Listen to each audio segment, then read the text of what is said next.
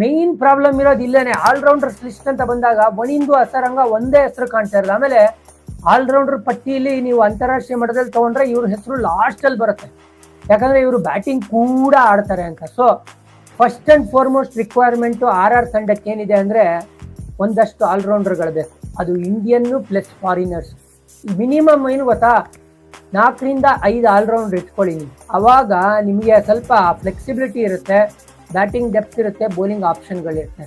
ವನಿಂದು ಅಸರಂಗ ಬೇಡ, ಬೇರೆಯವ್ರ ಕಡೆ ಕಣ್ಣಾಯಿಸಿ ಅಂತ ಹೇಳ್ತೀನಿ. ನೆಕ್ಸ್ಟ್ ಸಂಜು ಕ್ಯಾಪ್ಟನ್ ಇದ್ದೇ ಇರ್ತಾರೆ. Shubham Dube as a finisher ಚೆನ್ನಾಗಿ ಆಡ್ತಾರೆ ಅಂತ ಗೊತ್ತಾಗಿದೆ. ಆಮೇಲೆ ಬಹಳ ಕಮ್ಮಿ ಇಂಡಿಯನ್ ಫಿನಿಷರ್ಸ್ ಇರೋದು, ಹಾಗಾಗಿ ದುಬೆನ ಇಟ್ಕೊಳ್ಳಿ.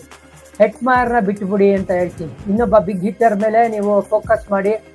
ಅದಾದ್ಮೇಲಿಂದ ಯಶಸ್ವಿ ನೀವು ಬಿಡೋಂಗೆ ಇಲ್ಲ. ಡೈಮಂಡ್ ಜುರೇಲ್ ನಿಜವಾಗ್ಲೂ ಜುವೆಲ್ ಅವ್ರನ್ನ ಇಟ್ಕೊಳ್ಳಿ. ಪರಾಗ್ ಆಬ್ವಿಯಸ್ಲಿ ಇಟ್ಕೊಳ್ತೀರಾ, ಅದನ್ನ ನಾವು ಹೇಳೋ ಅವಶ್ಯಕತೆ ಕೂಡ ಇಲ್ಲ. ಈ ಡೆಪ್ರಿಟೋರಿಯಸ್ನ ಯಾರೋ ಇಂಜುರಿ ಆದ್ರು ಅಂತ, ನಿತೀಶ್ ರಾಣಾ ಇಂಜುರಿ ಆದ್ರು ಅಂತ ಇವ್ರನ್ನ ಕರ್ಕೊಂಬಂದ್ರು.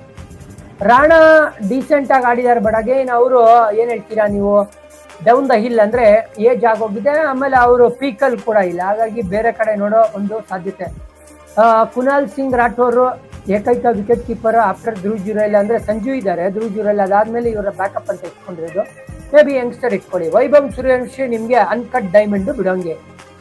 ಇದು ನನ್ನ ಅನಿಸಿಕೆ.